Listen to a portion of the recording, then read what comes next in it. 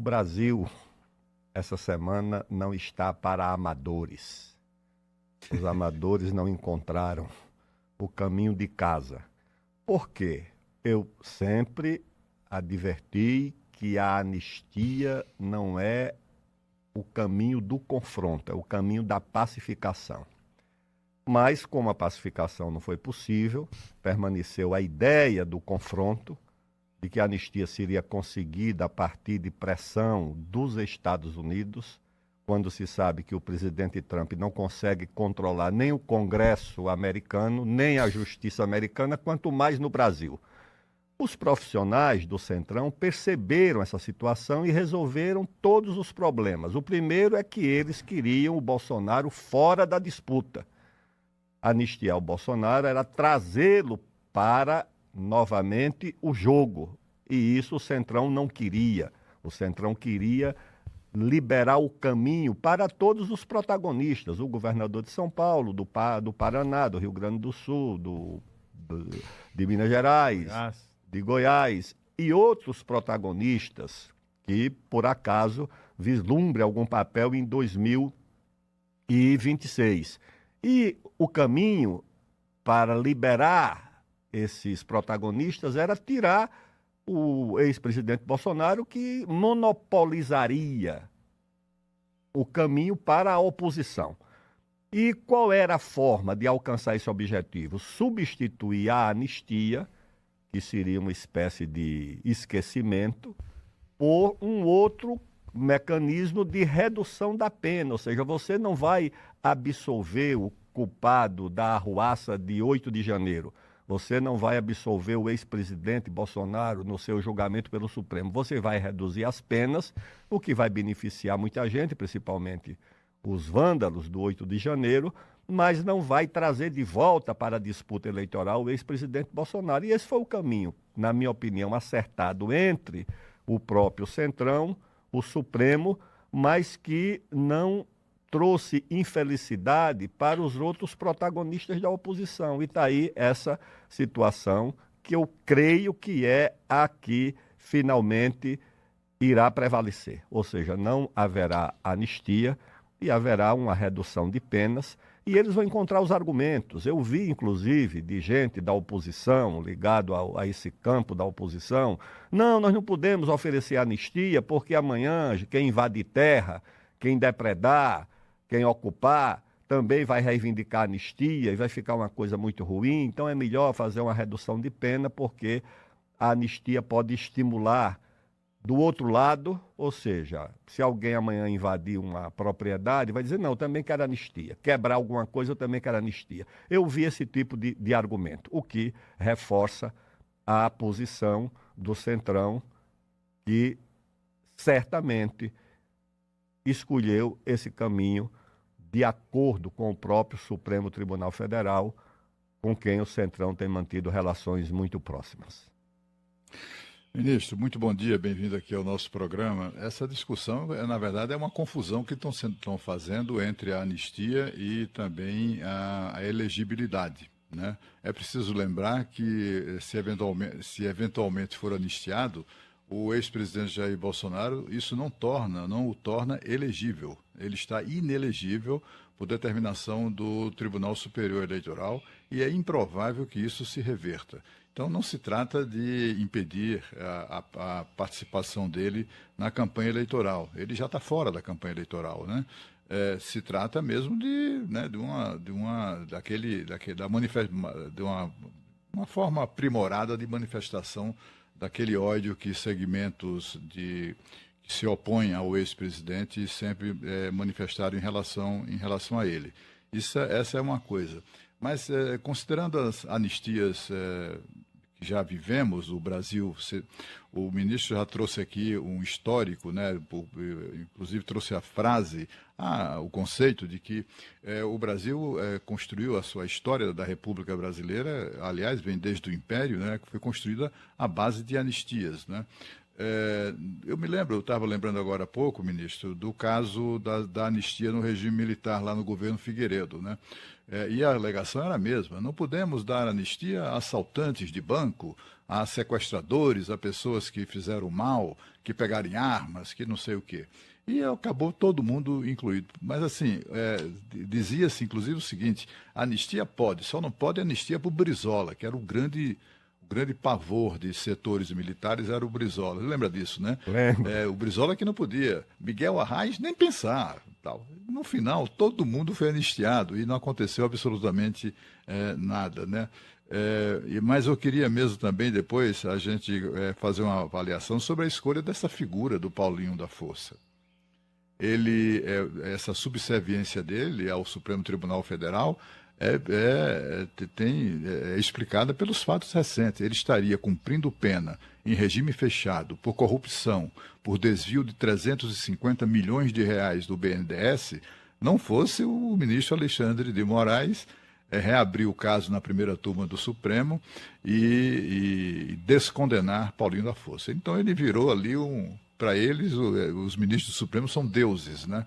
E talvez por isso mesmo o presidente da Câmara tenha escolhido o Paulinho da Força para ser o relator dessa questão. Eu queria que o senhor fizesse essa análise desde dessas alegações, porque a anistia é sobre fatos, é sobre pessoas. Vai ter lá um artigo: essa anistia não se aplica a Jair Bolsonaro. Fica esquisito isso, né? Certamente, Cláudio. Por quê? Porque eu creio que a negociação em torno da escolha do relator buscava alcançar vários objetivos.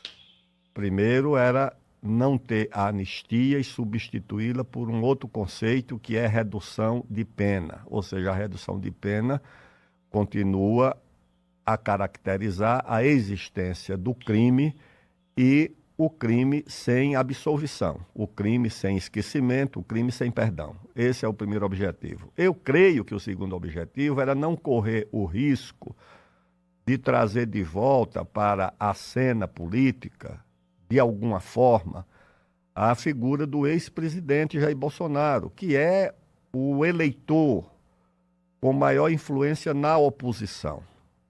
E, como eleitor de maior influência, naturalmente, pesaria de qualquer maneira, como candidato ou como cabo eleitoral, na escolha do futuro candidato da oposição para enfrentar o PT, o presidente Lula ou um representante do governo. Eu creio que isso era para assegurar no processo eleitoral o protagonismo e a força do Centrão, como um ator relevante, como um ator importante. E a influência do Centrão é inversamente proporcional à influência do ex-presidente Jair Bolsonaro. Quanto maior a influência dele, menor a influência do Centrão. Quanto menor ou mais reduzido o papel dele, o espaço dele, seja com a inelegibilidade ou mesmo com uma condenação nas costas, maior o protagonismo do Centrão. Agora, eu creio que isso tudo foi um arranjo de atores relevantes, não pelo voto que possam ter, mas pela influência política, econômica, na mídia, que são o Centrão, o Supremo Tribunal Federal e os atores aqui de São Paulo, principalmente da Faria Lima, essa gente que age nos bastidores, que age abaixo da linha d'água, como se diz, para determinar o rumo, o futuro e o destino da política e o destino do país. Eu creio que foi isso o que aconteceu, mas as pessoas só prestam atenção naquilo que elas podem ver, o que é noticiado. E no Brasil, nem sempre o que é noticiado é importante e nem sempre o que é importante é noticiado. Nem sempre o que é importante é o que se vê e nem sempre o que se vê é importante. E na política, principalmente, esse fenômeno é muito constante. Ministro, prazer o senhor aqui conosco na bancada do Jornal Gente. Um ótimo dia, uma boa tarde, um bom jour aqui de Paris, como a gente costuma dizer. Rapidamente, um outro assunto, ministro, que está agitando os bastidores da política brasileira. PEC da blindagem. Não vou perguntar mais nada, vou deixar o senhor falar. Bom dia mais uma vez, Sônia. Um abraço, alegria em reencontrá-la por aqui. Você veja o caso da PEC da blindagem. Porque se apresenta como um paradoxo. O primeiro é que, de fato, os mandatários, os deputados, os senadores, os governadores, presidente da República, precisam de uma proteção institucional, não na pessoa física, não na pessoa do candidato ou do que é eleito, mas do mandatário. Você não está protegendo um cidadão que foi votado, você está protegendo o eleitor dele. Ele é mandatário de milhares ou milhões de pessoas e, por isso, muitas vezes é alvo de opositores ou de ressentimentos e ele precisa de proteção, daí o chamado fórum, no que não é privilegiado, porque não é o foro do indivíduo. Ele saiu do cargo, ele perdeu aquilo, enquanto ele permanecer naquela função para não ser alcançado, né, por sentimentos ou por movimentos de vingança, etc. Mas a questão é que isso precisa ter limite e precisa ter circunstâncias. Você tem que proteger o mandato no exercício do mandato. Um cidadão que está no exercício do mandato e comete um crime comum, ele não pode alegar, no caso, inocência ou proteção de fórum privilegiado para um crime comum. E aí, o que há nessa emenda à Constituição são exageros visando não proteger o mandato, mas proteger malfeitos de quem exerce mandato. Você proibir, por exemplo, a abertura de investigação sem autorização do Congresso é evidentemente um exagero. A abertura do processo é outra coisa, porque depois da investigação realizada, o Congresso vai receber o resultado da investigação, a Justiça pedindo para abrir o processo e o Congresso avalia se abre ou não o processo. Mas a verdade é que quer se proteger, inclusive, da investigação. E como alguns já têm advertido e alertado, é o caminho mais curto e mais fácil para você blindar ou proteger o criminoso comum. Arranja-se um mandato para um chefe de organização criminosa e ele, no mandato, ou até de um deputado estadual, não precisa ser nem de deputado federal, estará protegido, não é do processo, ele estará protegido da investigação. Mas eu creio que esse tipo de proteção ou de blindagem, como se chama, não terá passagem no Senado Federal, pelo que eu tenho acompanhado. Isso não irá inicialmente ao plenário, passará pela Comissão de Constituição e Justiça. Creio que haverá audiências públicas ou um grande debate em torno dessa matéria e acho que o Senado ainda aproveitará as circunstâncias, Sônia, para cravar a seguinte imagem. A Câmara vota para defender os malfeitos, mas o Senado Federal repousa como defensor da moralidade pública e impede que a Câmara passe pelo Senado a proteção de malfeitores, como uma parte da imagem já está consolidada.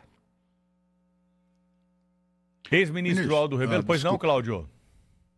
Não, é só sobre essa questão, Pedro, não queria perder o fio da meada, porque, ministro, também, assim, muito não podemos imaginar aqui, né, não há nem razão para isso, até porque, enfim, os malfeitores prováveis, né, já estão afastados, é o caso do deputado acusado de mandar matar a Marielle, mas assim, nós não podemos considerar que a Câmara dos Deputados, o que levou 311 parlamentares, né? Acho que foi essa a votação. Não, foi muito mais do que isso, né? Foi. 360 deputados são malfeitores tentando ali se proteger, né? Me parece que a motivação é outra. A motivação é se proteger dos abusos e das perseguições que eles se queixam estar em curso por meio do Supremo Tribunal Federal. Trata-se disso. Quer dizer, pessoas, inclusive, que são investigadas parlamentares que são mantidos sob uma espada de Damocles sobre a cabeça deles. Eles nunca julgam, é uma coisa que enfim, se arrasta durante todo o mandato, exatamente para que se tenha essa acusação ou a concepção dos parlamentares que aprovaram isso. Eles estão ali sujeitos a todo tipo de ameaças, né? Inclusive de censura, né? Inclusive de tornozeleira eletrônica, como a gente viu recentemente com o senador da República, tudo isso por decisão monocrática de ministro do Supremo Tribunal Federal. Acho que esse projeto se destina mais, foi inspirado mais na necessidade de se protegerem disso do que de virar ali um refúgio de criminosos, etc., né? Cláudio, você tem razão, e eu registrei na abertura da minha opinião sobre esse episódio a necessidade de se proteger o mandato e os mandatários. Esse esforço eu acho que é correto. Agora, a proteção já existe e muitas vezes a própria Câmara e o Senado foram omissos nessa proteção.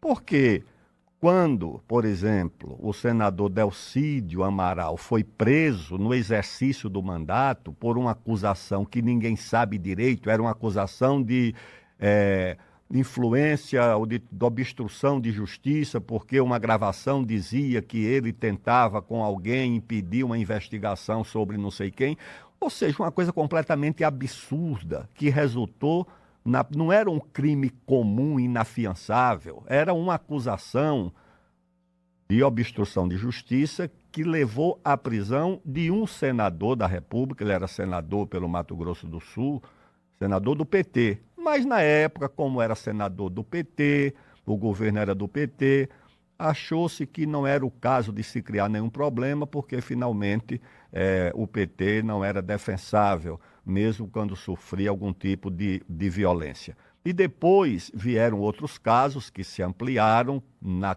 Câmara dos Deputados.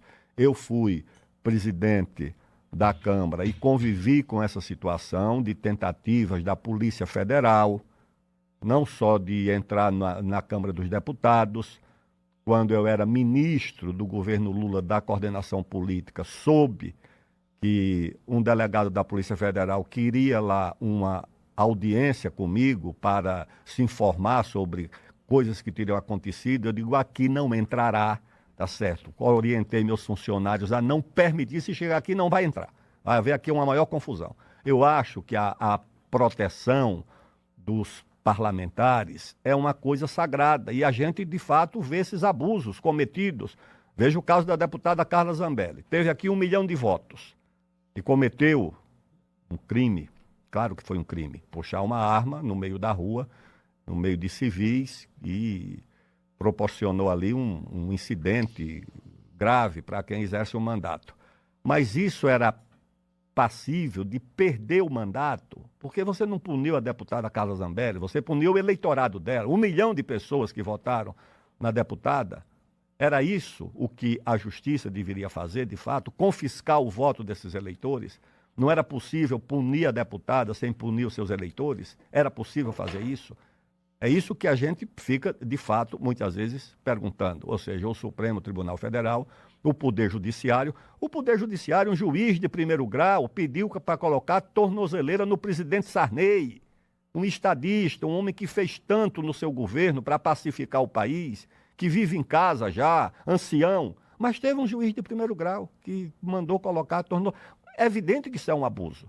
É evidente que isso não é possível de receber, naturalmente, acordo de ninguém. Mas o exagero também bota a perder o que existe de virtude na proteção, que eu acho que é esse caso, pelo menos, de você precisar de autorização para a investigação. Autorização para o processo é uma coisa. Para investigar, não.